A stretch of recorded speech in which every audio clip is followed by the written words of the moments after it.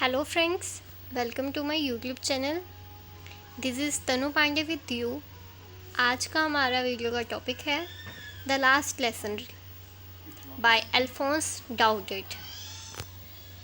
ये जो लेसन है ये क्लास 12th के इंग्लिश के सिलेबस में एग्जिस्ट करता है, which is a beautiful lesson. एक ऐसा लेसन जिसमें एक टीचर्स की फीलिंग्स और एक स्टूडेंट की फीलिंग को हम इस लेसन में बहुत अच्छे से देख सकते हैं। ये लेसन फ्रांस के एक डिस्ट्रिक्ट से रिलेटेड है। वहाँ पे जो फ्रेंच लैंग्वेज पढ़ाने वाले टीचर हैं उन्हें एक रीज़न से वो स्कूल अब छोड़ना पड़ रहा है।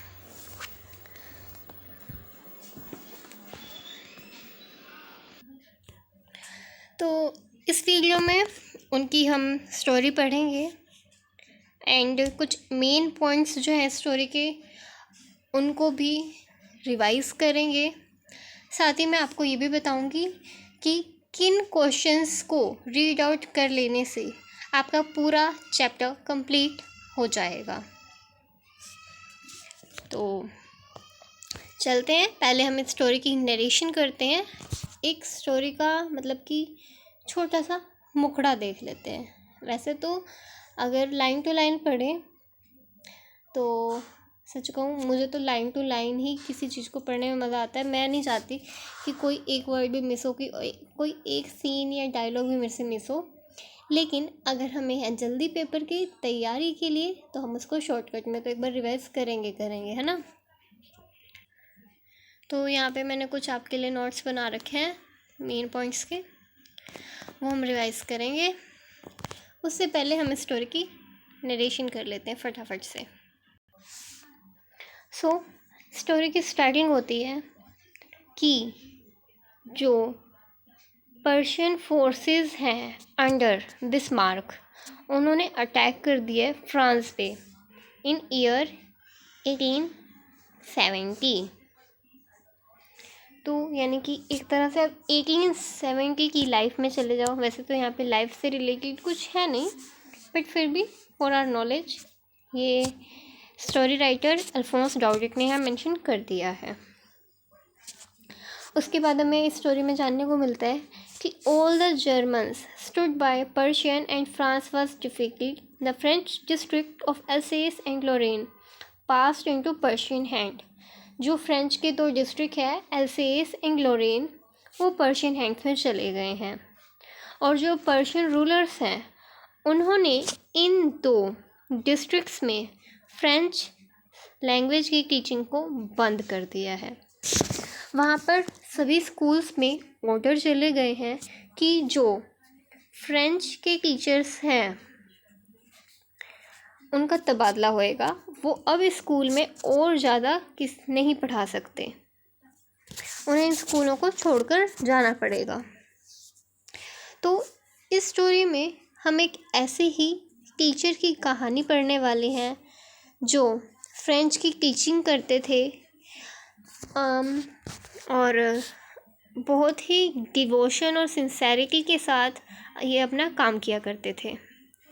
इन टीचर का नाम है एम हैमेल। हमने तो इनको एम हैमेल की जगह ज़्यादातर मिस्टर हैमेल पढ़ा है, but you can also call by M Hamel. तो चलिए पहले मेन पॉइंट्स इसके कर लेते हैं ताकि हम इस स्टोरी से थोड़े बहुते नॉलेजेबल हो जाएं। उसके बाद मैं इस स्टोरी को पूरा नरेट कर दूँगी आपके आगे। First, this story describes the last lesson of one such teacher. The story is narrated by a little student named Franz in the teacher's class. तो ये एक ऐसी स्टोरी है जो डिस्क्राइब करती है एक ऐसी टीचर के बारे में जो कि अपना लास्ट लेसन दे रहे हैं। इस स्टोरी को एक छोटे बच्चे ने, एक छोटे विद्यार्थी ने नरेट कराया है जिसका नाम फ्रेंड्स है। वो उसी टीचर की क्लास का एक स्टूडेंट है। Little friends was late for school that morning, he was afraid. जो लिटिल फ्रेंड्स होता है वो उस दिन अपने स्कूल के लिए लेट हो गया होता है, वो अफ्रेड होता है। इसके कुछ रीजंस इस तरीके से हैं, क्योंकि फ़र्स्ट ऑफ ऑल तो वो लेट है, सेकेंड इज़ टीचर उसको स्कोल्ड करेंगे, थर्ड इज़ कि जो टीचर है उससे उन्हें आज क्लास में क्वेश्चंस पूछने हैं पार्टिसिपल्स को रिलेटेड, और फ्रेंड्स को पार्टिसिपल्स से रिलेटेड एक भी वर्ड नहीं आता है। तो ये कुछ रीज़न्स थे जिसके कारण फ्रेंड्स जो है आज अफ्रेड है, वो स्कूल नहीं जाना चाहता, उसके अंदर भय का माहौल इतना ज़्यादा प्रज्वलित है कि वो एक बार सोचने भी लगता है कि मैं स्कूल ना ही जाऊँ, वही ठीक रहेगा। Little friends thought running away and spending the day out of doors. जो लिटिल फ्रेंड्स है वो सोचते हैं कि आज मैं स्कूल जाता है नहीं और इधर उधर कहीं छुप जाता हूँ, घर से भी चला गया है, वो घर वापस जाने की उसमें वो भी हिम्मत नहीं है और स्कूल जाने में भी उसको डर लग रहा है, तो वो सोचता है मैं बाहर ही कहीं पे अपना पूरा दिन व्यतीत कर लेता हूँ। तो जब वो इस तरह घर से अपने बाहर निकल रहा होता है तो उसको ये सब सोच रहा होता है, तो उस टाइम उसको क्या दिखता है, रास्ते में he saw the Persian soldiers drilling in the open field. वो पर्शियन सोल्जर्स को देखता है जो ओपन फील्ड में ड्रिल कर रहे होते हैं, अपनी परेड कर रहे होते हैं।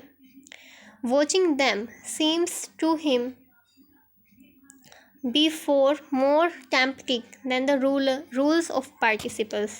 तो जब वो उन सोल्जर्स को देखता है उसको वो ज़्यादा रोचक लगता है, ज़्यादा अच्छा लगता है, वो उसकी तरफ आकर्षित हो जाता है एक बार को, उसे लगता है यही अच्छा है, पार्टिसिपल्स के रूल्स लर्न करने से तो अच्छा है ये वाला चीज़ देखना। तो फिर भी वो क्या करता है कि नहीं नहीं स्कूल चलता हूँ, स्कूल के लिए दौड़ने लग जाता है। On his way, little Franz passed by the town hall. He saw a crowd of people in the front of bulletin board। तो जब वो स्कूल के लिए दौड़ रहा होता है तो वो क्या नोटिस करता है कि जो उसके स्कूल के रास्ते में एक बड़ा सारा बुलेटिन बोर्ड लगा हुआ है टाउन हॉल में, वहाँ पर बहुत सारा क्राउड है जो कि अक्सर नहीं होता है। तो वो नोटिसेबल चीज़ थी जो फ्रेंड्स के नोटिस में आई, तो वहाँ जाता है, देखता है कि कौन कौन खड़ा है, तो वो नोटिस करता है कि हाँ ये खड़ा है। वो कोशिश करता है कि वहाँ वो क्या देख रहे हैं और देखो, फिर उसको याद आता है नहीं मैं स्कूल के लिए लेट हो रहा हूँ, तो वो फिर से हरी करता है अपने स्कूल के लिए। When little Franz reached his school, आगे कुछ बातें हैं जो मैं अभी आपको नरेट कर ही दूँगी। It was as quite as Sunday morning. जब लिटिल फ्रेंड्स अपने स्कूल पहुँचता है तो वो बहुत ही शांत माहौल होता है वहाँ का, जबकि स्कूल में ऐसा अक्सर नहीं होता है। कभी इधर बच्चे बैठे हैं, उधर टीचर बैठे हैं, इधर बच्चे आ रहे हैं, प्रेयर हो रही है, कुछ ना कुछ चलता ही रहता है स्कूल में ना, कुछ ना कुछ एक्टिविटीज़ हो ही रही होती हैं। There were none of the usual noise. वहाँ पे जो अक्सर आमतौर पे नॉइस होती थी वो भी नहीं उसको दिख रही थी। ऐसा लग रहा था कि संडे की मॉर्निंग है। All his classmates were already in their seats. The teacher Mr. Hamill was walking up and down. जो उसके क्लासमेट्स थे वो पहले से ही अपनी अपनी जगहों पे बैठे हुए थे। जो उसके टीचर मिस्टर हैमल थे वो क्लास में कभी आगे जा रहे थे कभी पीछे जा रहे थे, मतलब क्लास में एक तरीके से राउंड लगा रहे थे। वो ये सब कुछ एक बार छुप के देख रहा होता है अपने क्लासरूम के साइड में खड़े होके, और वो ये भी नोटिस करता है कि उसके टीचर मिस्टर हैमल के पास उनके हैंड में वो टेरिबल आयरन का रूलर भी है जिसे वो डरता है।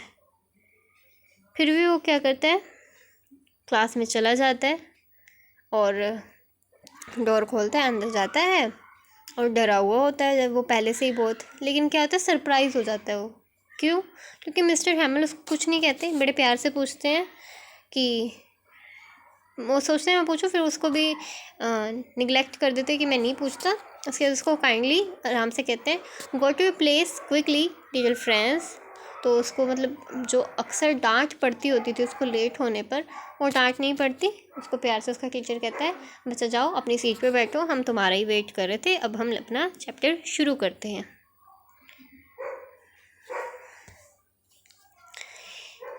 Gentle tone, teacher in his best clothes village people sitting in the class quietly. तो अभी ये जो पॉइंट है मैं इसको डिस्क्राइब कर देती हूँ। जब फ्रेंच आता है अपनी सीट पे बैठता है, उस टाइम वो क्या देखता है कि टीचर जो है मिस्टर हैमल, वो अपने सबसे बढ़िया क्लॉथ्स में है। कुछ इस तरीके के बढ़िया कि या तो वो इंस्पेक्शन जब होती है स्कूल में वो तब पहनते हैं, या फिर जब प्राइज़ डे होता है, जिस दिन प्राइज़ डिस्ट्रीब्यूट होते हैं उन दिनों पहनता है। And at the back of the class the village people were sitting quietly. और जो क्लास के बैक बेंचेस होते हैं, लास्ट बेंचेस होते हैं, उन बेंचेस पर विलेज के कुछ लोग बैठे होते हैं, और वो भी बड़े आराम से चुपचाप शांत होकर। और हर कोई जो है उदास लग रहा था। फ्रेंच सोचता है कि ऐसा क्यों हो रहा है, क्या आज कुछ है जो मुझे नहीं पता है। तो ये सब कुछ वो सोच रहा होता है। उसके बाद मिस्टर हैमल स्टार्ट करते हैं बड़ी जेंटल टोन में, कहते हैं, my children, this is the last lesson I shell give you. The order has come from Berlin to teach only German in the schools of Alsace and Lorraine. The new master comes tomorrow. This is your last French lesson. I want you to be very attentive. तो जो mister हैमल हैं वो class को औपचारिक रूप से सूचना दे रहे हैं, क्योंकि कुछ लोगों को पता हो कुछ को ना पता हो, तो ये उनकी रिस्पॉन्सिबिलिटी थी कि वो उन सबको सूचित करें। तो भाई वो बताते हैं कि ये मेरा लास्ट लेसन है, ऑर्डर आए हैं बर्लिन से कि अब जर्मन स्कूल्स में मतलब ये नहीं पढ़ाया जाएगा फ्रेंच, इसीलिए मैं चला जाऊंगा और न्यू मास्टर कल आ जाएंगे। तो अभी ये जो लास्ट लेसन है आपके फ्रेंच का, इसको आप ध्यान से सुनिए।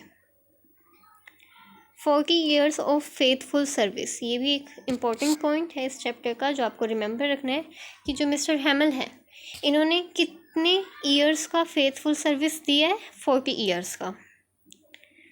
चलिए आगे बढ़ते हैं। Now for the first time little French began to feel sorry for not being serious in his lessons. अब जब फ्रेंच को ये पता लगा कि क्या रीज़न है, क्या होने वाला है, उन सब चीज़ों को जानने के बाद सबसे पहला थॉट फ्रेंच के दिमाग में आता है कि मैं सॉरी हूँ, कि उसे बुरा लग रहा है कि मैंने अपने जो लेसन्स थे उनको ध्यान से नहीं सुना, कभी याद नहीं किया, कभी समझने की कोशिश नहीं की। He was also sad that he would never see Mr. Hamel again. वो इस बात से भी उदास था कि मिस्टर हैमल चले जाएंगे, आज के बाद उनको नहीं देख पाएगा, आज के बाद उनसे नहीं पढ़ पाएगा। तो खुद को लेके कि उसने कभी फ्रेंच लेसन्स की तरफ ध्यान नहीं दिया, इस बात को लेके गिल्टी फील कर रहा है। प्लस वो मिस्टर हैमल को कभी नहीं देख पाएगा, ये सोच के भी सैड हो रहा है। वो सब कुछ भूल गया था मिस्टर हैमल के रूलर के बारे में, उनके क्रैंकिंग नेचर के बारे में। इस टाइम वो बिल्कुल कोमल भावनाओं से भर गया था। अब धीरे धीरे जो है फ्रेंड्स को ये समझ आ रहा था कि क्यों जो मिस्टर हैमल हैं वो अपने बेस्ट क्लॉथ्स में थे। अब वो ये भी समझ गया था कि गांव के जो ओल्ड मैन थे वो क्लासरूम में क्यों बैठे थे। वो इसलिए आए थे वहाँ पे ताकि वो मिस्टर हैमल के प्रति, उनके 40 ईयर्स की फेथफुल सर्विस के प्रति अपना रिस्पेक्ट शो कर सकें। तो ये सब वो सोचता है। इतने में क्या करते हैं मिस्टर हैमल, फ्रेंड्स को खड़ा करते हैं, उनसे पूछते हैं कि वो पार्टिसिपल्स के रूल्स को रिसाइट करें, क्लास में ज़ोर से बोले। पर जो फ्रेंड्स है वो पहले ही वर्ड पे मिक्सड अप हो जाता है, और लेकिन जो मिस्टर हैमल है वो उनको डांटते नहीं, वो सिर्फ इतना कहते हैं, now those Persians will say to you, you pretended to be Frenchman and yet you can neither speak nor write your own language. कि अब वो आपको एक फ्रेंचमैन की तरह प्रिटेंड करेंगे, पर आपको तो एक भी वर्ड ना बोलना आता है ना लिखना आता है अपनी लैंग्वेज का। और आप चाहते हो कि आपको वो लोग फ्रेंच माने, वो कहें आप लोग फ्रेंच हो। तो फिर वो कहते हैं, ये सब वो सोचते हैं, सोचते सोचते बोल देते हैं, लेकिन फिर बाद में कहते हो but you are not the worst like friends,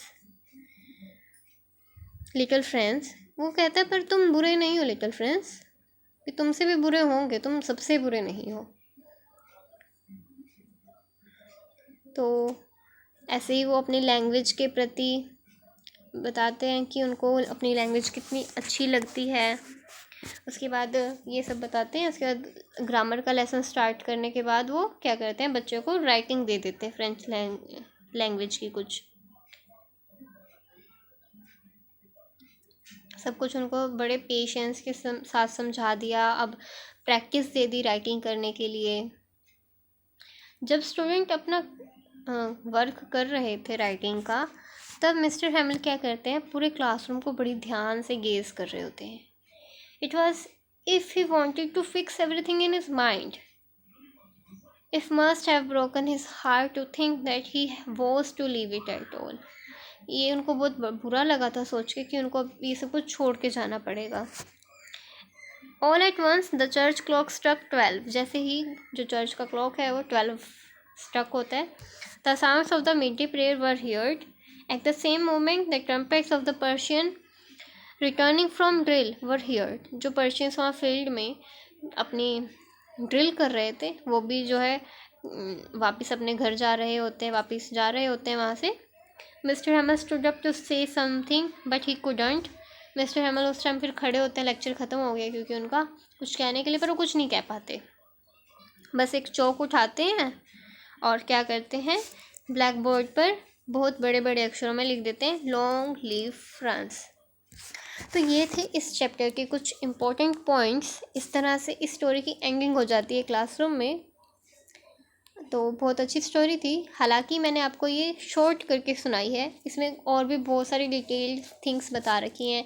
जैसे मिस्टर हैमिल किस कमरे में रहते थे, वो उस एरिया में जो उनके अंडर आता था, जैसे रूम हो गया, उसको कैसे मैनेज करके रखते थे। वहाँ पे आसपास जो छोटे छोटे गार्डन के लिए एरिया उनको दे रखे थे, उन्होंने वहाँ पे क्या क्या उगा रखा था, कैसे बैठते थे, किस तरह के कपड़े पहनते थे। पर मैं बताऊँ, एग्ज़ामिनेशन पॉइंट ऑफ व्यू से ये इतना इम्पोर्टेंट नहीं था, इसलिए मैंने आपको नहीं बताया। लेकिन अगर आपको ये स्टोरी अच्छी लगती है कहीं से भी थोड़ी बहुत, तो आपको इसको ज़रूर पढ़ना चाहिए, क्योंकि पता है क्या, एक ध्यान से पढ़ी हुई चीज़ ना हमेशा याद रहती है। तो मेरा सजेशन रहेगा कि आप book to book, line to line इसको ज़रूर पढ़िएगा एक बार। बाकी मैंने इस वीडियो में आपसे इम्पोर्टेंट पॉइंट शेयर कर दिए हैं।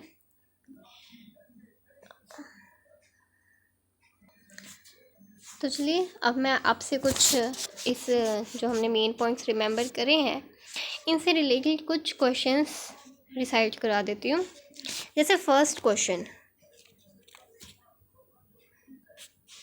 What was friends expected to be prepared with for school that day. कि फ्रेंड्स को क्या एक्सेप्ट करा था कि किस चीज़ से प्रिपेयर्ड होना चाहिए उसको उस दिन। अगर आपको इसका आंसर पता है तो कमेंट्स कीजिए। वैसे तो उसको प्रिपेयर्ड होना था पार्टिसिपल्स के रूल्स के लिए। तो फर्स्ट क्वेश्चन का आंसर मैंने आपको बता दिया, with the rules of participles. ठीक है। Second question, what did friends notice that was unusual about the school that day. School में उसने क्या अनयूजुअल नोटिस करा। नॉइस नहीं था, सब कुछ शांत था, ऐसा लग रहा था कि वो संडे की मॉर्निंग है। तो आप इसका आंसर कर सकते हो, क्वाइट एज संडे मॉर्निंग। ठीक है। What had been put up to the bulletin board? Bulletin board पे क्या था। बुलेटिन बोर्ड पे वो नोटिस था जो आया था बर्लिन से कि German was to be taught in the schools of Alsace and Lorraine, कि अब वहाँ पर फ्रेंच की जगह जर्मन पढ़ाई जाएगी। वहाँ पर नोटिस था। ठीक है। Next question, what changes did the order from Berlin cause in school that day. जो बर्लिन से ऑर्डर आया था उसने क्या चेंजेस करे स्कूल में उस दिन। There was complete silence everywhere, everyone looked sad and serious, all people of the village had come to thank mister Hamel for his faithful service of 40 years। तो इसमें आपको ये सब बताना पड़ेगा कि वहाँ पर स्कूल में पूरा साइलेंस था, हर कोई सीरियस दिख रहा था। जो विलेज के ओल्ड पीपल थे वो स्कूल में आए थे मिस्टर हैमल को थैंक करने के लिए, उनके 40 ईयर्स के फेथफुल सर्विस के लिए। Next important question is, how did friends feel about mister हैमल and school change. अब यहाँ पे question examination point of view से इम्पोर्टेंट है, हालांकि एक शॉर्ट क्वेश्चन है, शॉर्ट से भी वेरी शॉर्ट है, बट ये कहीं ना कहीं एक इम्पोर्टेंट इसलिए बन जाता है क्योंकि फ्रेंड्स की थिंकिंग चेंज होती है, वो कुछ फील करता है जिसको वो इस चैप्टर में बताता है।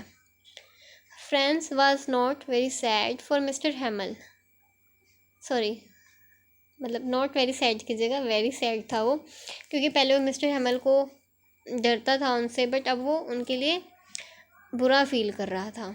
ही forget all about his rod and his cranky nature, वो उनके रूलर के बारे में सब भूल गया, उनके क्रैंकी नेचर के बारे में सब भूल गया।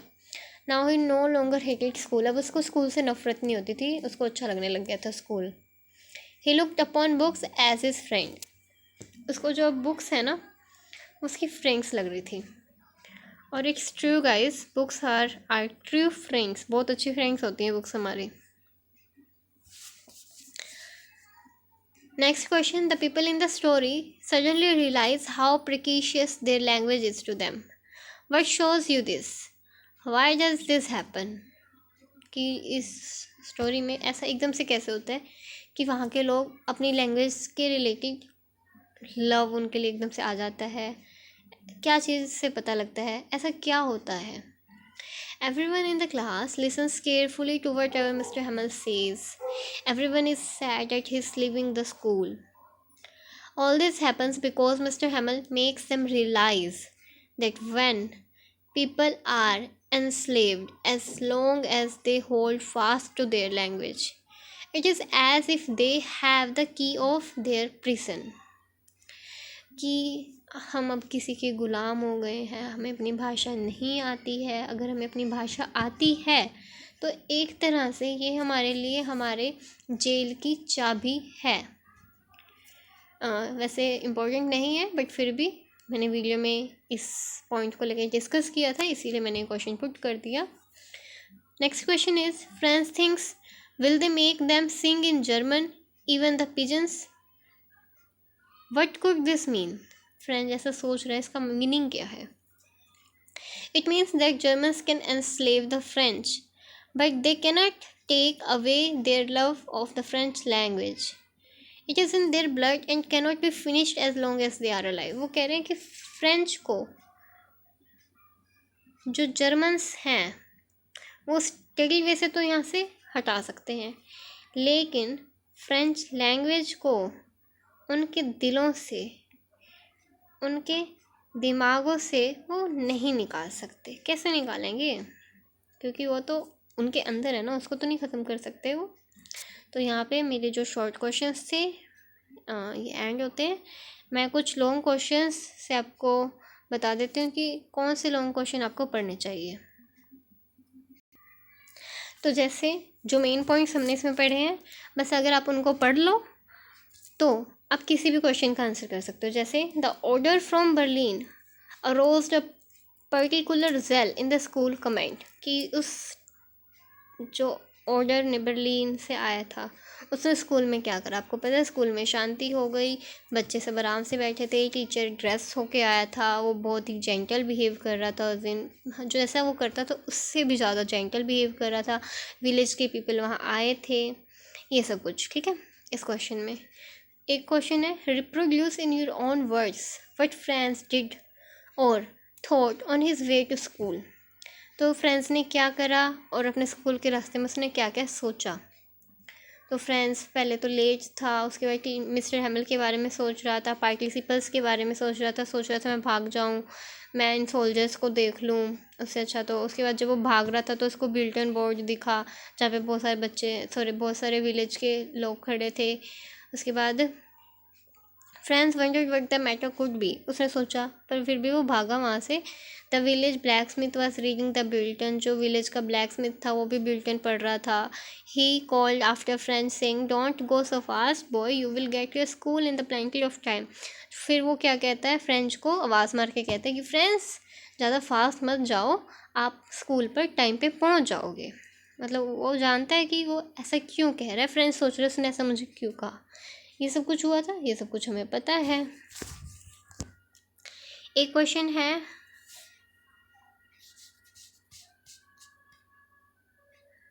कि what information did Mr. Hamel give to the class, what was its effect.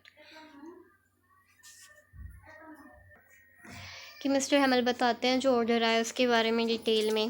बस यही है इस क्वेश्चन का आंसर. हाँ, सबसे इम्पोर्टेंट की मैं बात कर रही थी तो वो ज़रूर पढ़ना मिस्टर हैमल का कैरेक्टर स्केच.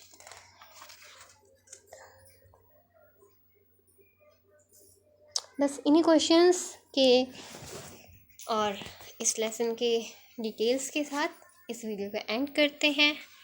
लाइक कमेंट कीजिएगा ज़रूर अगर आपको ये वीडियो अच्छी लगे, and share to your buddies और students of the class 12th.